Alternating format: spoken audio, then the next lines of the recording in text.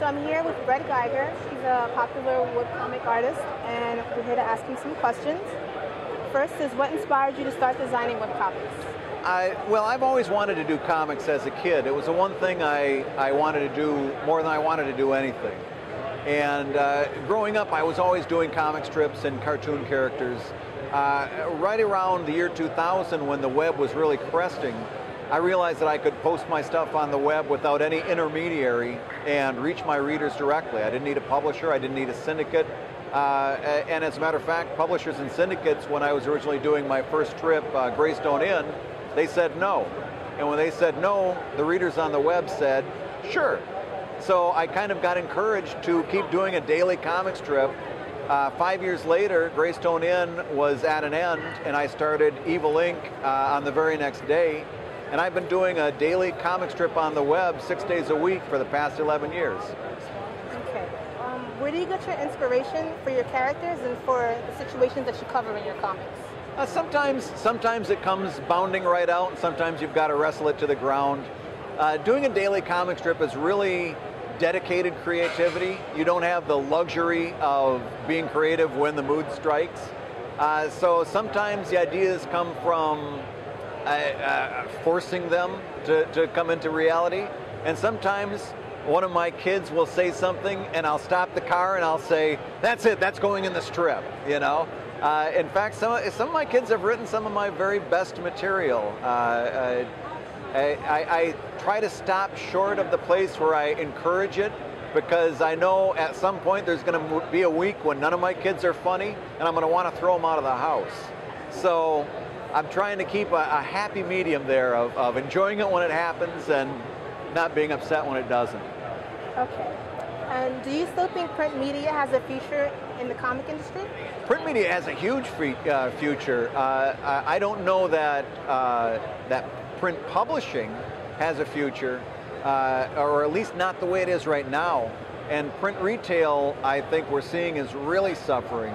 But the enigma, the paradox of web cartoons is that so many of us independent creators working on the web make most of our money doing books.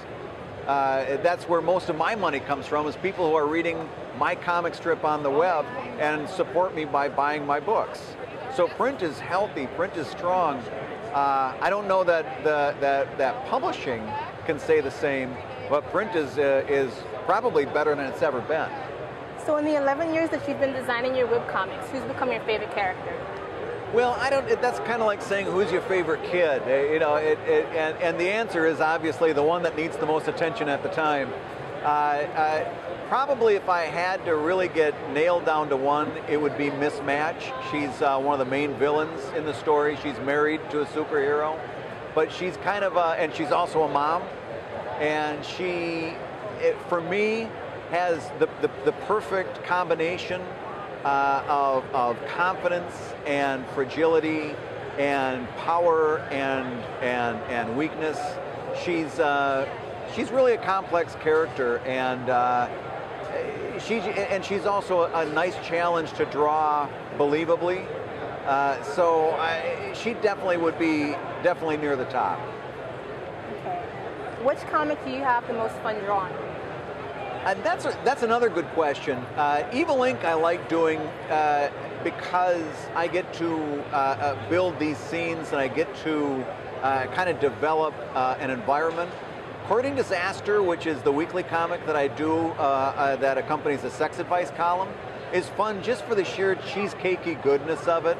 It's fun to go back, and a lot of times I'll go back and look at some of the old like Playboy cartoonists like Wally Wood and Bill Ward, and just really, you know, it's pure popcorn. It's pure entertainment, but it's so fun to just go back and do those little scenes and draw them as cheesecakey and naughty without being over the top and smutty.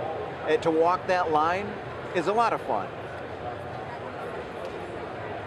Yay, thank you.